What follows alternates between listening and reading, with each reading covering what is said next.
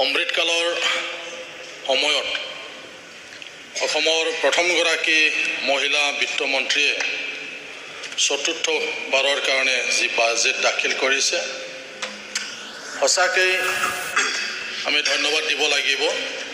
এনেকুৱা এটা সময়ত য'ত আমাৰ অসমৰ সন্মানীয় মুখ্যমন্ত্ৰী ডাঙৰীয়াই অসমখন ভাৰতৰ 5খন শ্ৰেষ্ঠ ৰাজ্যৰ ভিতৰত এখন কৰিবলৈ এটা পৰিকল্পনা কৰিছে। এনেকুৱা যি বাজেট, এই বাজেটটো দেখাৰ লগে লগে আমি ইয়াৰ এটা উমান আমি পাব পাৰোঁ। মাননীয় উপাধ্যক্ষ মহোদয়, অসম বিধানসভাৰ সন্মানীয় অধ্যক্ষ ডাঙৰীয়াৰ লগত যোৱাবাৰ আমি বাংলাদেশত যাবলৈ এটা সুবিধা আমি পাইছিলোঁ। এই দেশৰ প্ৰধানমন্ত্ৰী, লোকসভাৰ অধ্যক্ষ, ফৰেন মিনিষ্টাৰ, ইণ্ডাষ্ট্ৰী মিনিষ্টাৰসকলক লগ কৰাৰ এটা সুবিধা হৈছিলে আমাৰ প্ৰজাতি দল। তাতে তেওঁলোকৰ লগত আলোচনা হৈছিলে। তেওঁলোকে কৈছে যে বাংলাদেশৰ যিমানবিলাক ইণ্ডাষ্ট্ৰী আছে, এই ইণ্ডাষ্ট্ৰীবিলাকত 50% ৱাৰ্কাৰ কৰ্মচাৰীবিলাক মহিলা বুলি তেওঁলোকে কৈছিলে।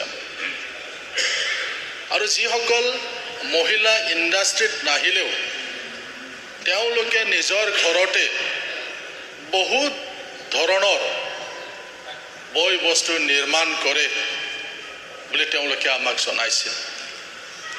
আমি আগতে কৈছিলোঁ বাংলাদেশ দুখীয়া এখন দেশ, কিন্তু এতিয়া বাংলাদেশৰ যিটো অৰ্থনীতি লাহে লাহে বহুত আগুৱাই আহিছে। ইয়াৰ কাৰণ হয়তো হ'ব পাৰে যে তেওঁলোকৰ দেশৰ যিবিলাক মহিলা, এই মহিলাবিলাক এনেই থকা নাই। যিসকলে ইণ্ডাষ্ট্ৰীত নাযায় তেওঁলোকেও নিজৰ ঘৰত আচাৰ, পাপৰ, চকলেট ইত্যাদি বহুত কিবা কিবি বস্তু বনাই পেলাই দেশৰ যিটো অৰ্থনীতি, সেই অৰ্থনীতিত তেওঁলোকে অহিৰণা যোগাইছে। তো আমি এই বাজেটত দেখিবলৈ পাইছোঁ যে আমি আমাৰ ৰাজ্যখনত থকা যিমানবিলাক ছেল্ফ হেল্প গ্ৰুপৰ মহিলাসকল আছে, এই মহিলাসকলক গাইপতি 10,000কৈ দিয়াৰ যিটো পৰিকল্পনা এই বাজেটত আমি দেখিবলৈ পাইছোঁ।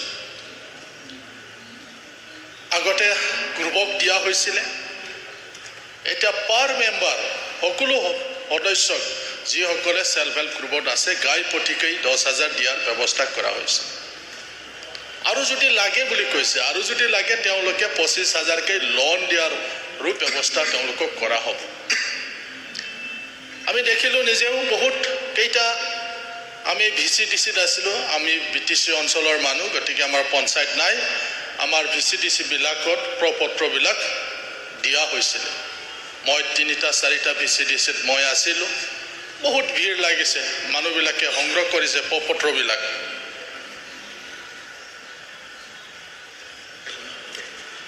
তো আমি দেখিছোঁ বহুত ইচ্ছুক, বহুত আগ্ৰহেৰে তেওঁলোকে প্ৰপত্ৰবিলাক তেওঁলোকে সংগ্ৰহ কৰিছে, ইচ্ছা প্ৰকাশ কৰিছে আমিও কিবা এটা কৰিম।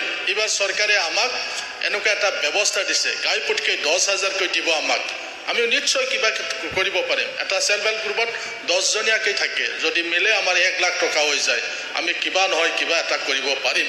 তেনেকুৱা সুবিধাটো আমি দেখিবলৈ পাইছোঁ। মই ভাবোঁ ইয়াৰ যোগেদি আমাৰ ৰাজ্যখনৰ যিটো অৰ্থনীতি, এই অৰ্থনীতিত আমাৰ যি মহিলাসকল তেওঁলোকে এটা অৰিহণা তেওঁলোকে যোগাব পাৰিব। মাননীয় উপাধ্যক্ষ মহোদয়, আমি দেখিও মাজে মাজে আমাৰ ক্ষুদ্ৰ চাহ খেতিয়কবিলাকৰ বহু সমস্যা আমি দেখিবলৈ পাওঁ।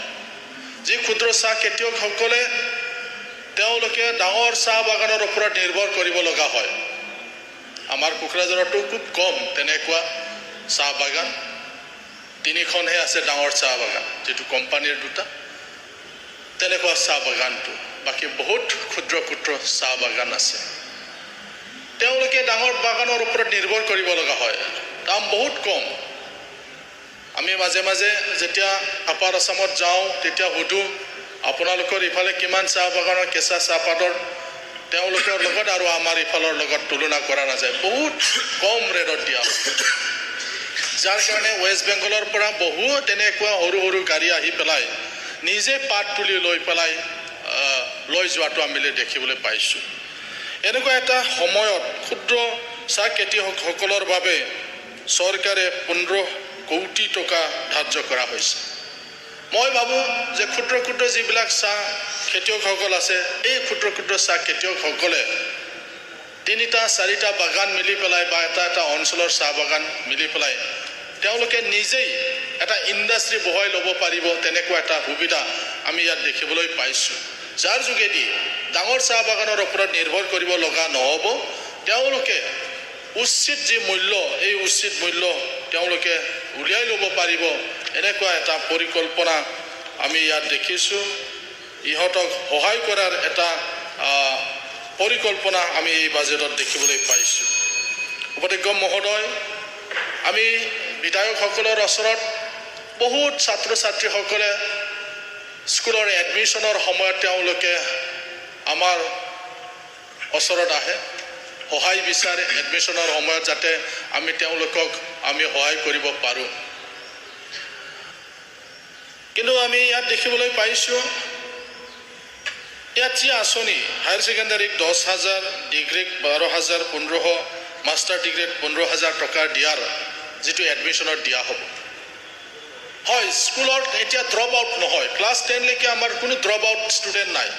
কিবা কাৰণত 2-এজন ড্ৰপ আউট হ'ব পাৰে, কিন্তু হায়াৰ ছেকেণ্ডাৰী ডিগ্ৰী বা মাষ্টাৰ ডিগ্ৰীলৈকে বহুত ড্ৰপ আউট হৈ যায়। বিশেষ হ'ল আমাৰ কিছুমান দুখীয়া ঘৰৰ ল'ৰা ছোৱালীবিলাকে ড্ৰপ আউট হ'ব লগা হয়, ষ্টাডিটো কণ্টিনিউ কৰিব নোৱাৰে।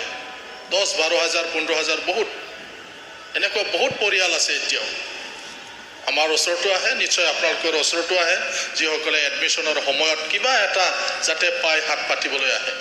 এনেকুৱা ক্ষেত্ৰত চৰকাৰে যি এটা সিদ্ধান্ত লৈছে তাক আমি ধন্যবাদ জনাবই লাগিব, যে আমাৰ আৰু মানে উচ্চ শিক্ষা লোৱাত কোনো ছাত্ৰ ছাত্ৰীয়ে বাদ নপৰিব, ড্ৰপ আউট নহ'ব, এনেকুৱা এটা আমি ইয়াত দেখিছোঁ।